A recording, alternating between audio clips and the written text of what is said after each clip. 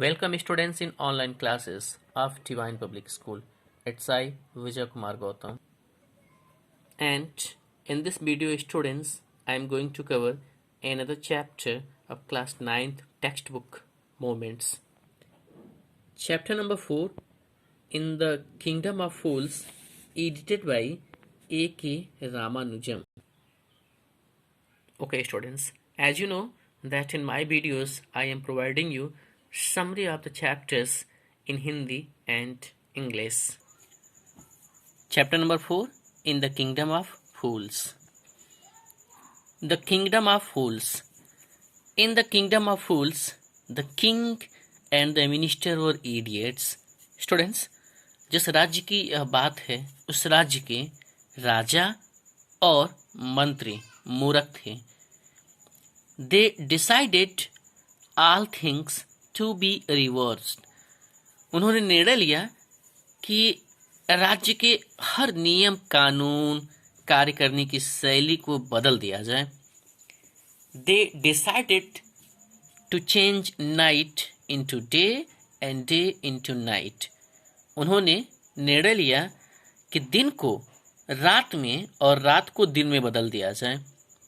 They ordered people to do day's work in night and sleep in the day. उन्होंने अपनी जनता को यह आज्ञा दिया कि दिन का कार्य रात में किया जाए और दिन में लोग सोएं. Anyone not obeying was to be punished with death. और अगर कोई भी इस आज्ञा की अवहेलना करता है तो उसे मृत्युदंड की सजा दी जाएगी. So people out of fear did as they were asked to do. भय के मारे लोगों ने वही किया जैसा उनसे कहा गया. This delighted the king and the minister. इससे राजा और मंत्री अति प्रसन्न हुए. A guru and disciple see the city. अब इस कहानी के कुछ और इम्पोर्टेंट कैरेक्टर की एंट्री होती है. Once a guru and his disciple arrived in the city. एक बार एक गुरु और उनका शिष्य उस शहर में आते हैं. They found everyone asleep during the day. वे पाते हैं कि दिन का समय है लेकिन कोई सड़क पे नहीं है, किसी प्रकार की गतिविधि प्रगति पर नहीं है, लोग सो रहे हैं. No activity was observed. It amazed them. इससे वे आश्चर्य में पड़ गए. They wandered till evening. और शाम होने तक वे यहाँ वहाँ भटकते रहे. Then the people woke up. और शाम होते ही लोग जाग गए. They started doing their nightly businesses. और जैसा कि वहाँ पर राजा के द्वारा फरमान जारी किया गया था, रात के अपने कार्यों को अंजाम देने लगे. Now the two were hungry. गुरु और शिष्य भूखे थे. They bought some food items. उन्होंने उस शहर में कुछ भोज्य पदार्थ को खरीदा. The price of everything was same, a single duty. हर एक पदार्थ, हर एक वस्तु जो वहाँ बाजार में बिक रहा था, सबकी एकमात्र प्राइस थी और वो था एक single tutu. This surprised and delighted them. इससे गुरु और शिष्य आश्चर्यचकित हुए और प्रसन्नचित्त भी हुए. The guru realised that it was really a kingdom of fools. गुरु को यह एहसास हुआ कि जिस राज्य में इस प्रकार की व्यवस्था है वस्तुओं के क्रय विक्रय की, निश्चित रूप से यह राज्य मूर्खों का राज्य है. Guru leads the city but disciple remain behind. The guru decided to leave the city of fools. गुरु ने मूर्खों के उस शहर को छोड़ने का विचार किया. He asked his disciple also to leave the place. उन्होंने अपने शिष्य से भी उस जगह को छोड़ने के लिए कहा. But the disciple did not want to do so for cheap food. लेकिन गुरु ने जो कहा उसकी बात की अवहेलना शिष्य के द्वारा की गई. The Guru advised the disciple that nothing could be predicted of fools. गुरु ने शिष्य को सलाह दिया कि मूर्खों के बारे में किसी प्रकार का प्रेडिक्शन नहीं किया जा सकता कि वो अगले ही पल क्या करेंगे. But the disciple did not care. लेकिन गुरु की बातों का शिष्य के ऊपर कोई प्रभाव नहीं पड़ा. He remained behind. वह वहां रहा हालांकि गुरु चले गए. Time passed on. समय बीतता चला गया. The disciple ate to his fill and became very fat. शिष्य खा खाकर काफी मोटा हो गया. A thief breaks into a rich merchant's house. Students, अब कहानी में टर्निंग पॉइंट आता है. One day, a thief broke into a rich merchant's house. He was taking out the stolen things.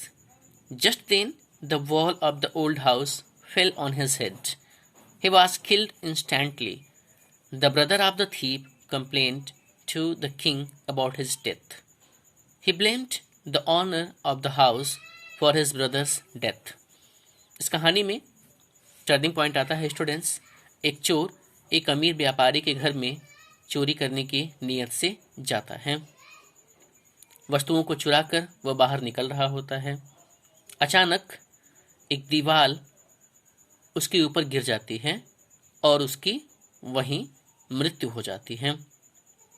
चोर का भाई राजा के पास अपनी शिकायत लेकर जाता है और वह आरोप लगाता है कि उसकी भाई की जो हत्या हुई है, मृत्यु हुआ है, इसका जिम्मेदार उस घर का मालिक है. The owner is summoned. The king heard the accused. He accused him of killing the thief, but the owner said that he was innocent. He said that the person who built the wall was responsible. He did not make the good wall. The king decided to summon the bricklayer. Students, उस घर के मालिक ने कहा कि राजा, यह मेरी भूल नहीं है, बल्कि दीवार बनाने वाले की गलती है कि उसने कमजोर दीवार बनाया. राजा ने उस ब्रिकलेयर को ऑर्डर दिया कि उसे राज्य में बुलाया जाए. The king summons the bricklayer. The king asked the bricklayer if he had built the wall. He accused him of killing the thief. Before the king could order his death, the bricklayer pleaded innocence. He told the king that he could not concentrate while building the wall. A dancing girl moved in the street, so she was responsible for it. उस bricklayer ने बताया कि महाराज, गलती मेरी नहीं है. जब मैं इनका दीवार बना रहा था, उसी समय एक डांसिंग गर्ल सड़क पर इधर से उधर आ जा रही थी. मैं अपने कार्य पर पूर्णतः ध्यान नहीं लगा पाया. फलस्वरूप दीवार कमजोर बन गया और इसके लिए उस डांसिंग गर्ल का आरोप निकलता है, मेरा नहीं. The dancing girl is summoned. The king charge the dancing girl of killing the thief. The dancing girl said that the goldsmith was responsible for it. She had given some gold to him. He had to make some jewellery for her. He was lazy. He did not make the jewelry early, so she had to walk up and down the street, so it was the goldsmith's fault. उस dancing girl ने बताया कि महाराज, गलती मेरी भी नहीं है. मैंने गोल्डस्मिथ को कुछ सोना दिया था आभूषण बनाने के लिए, लेकिन गोल्डस्मिथ लेजी था. उसने सही समय पर मेरे आभूषणों का निर्माण नहीं किया. इसीलिए मुझे बार बार उसकी दुकान पर जाना पड़ा यह देखने के लिए कि कार्य की प्रगति कितनी हुई है. इसलिए हे महाराज, इसके लिए मैं दोषी नहीं बल्कि गोल्डस्मिथ दोषी है. The goldsmith and his play. The king now order to summon the goldsmith. The goldsmith replied that there was a wedding in the rich man's house.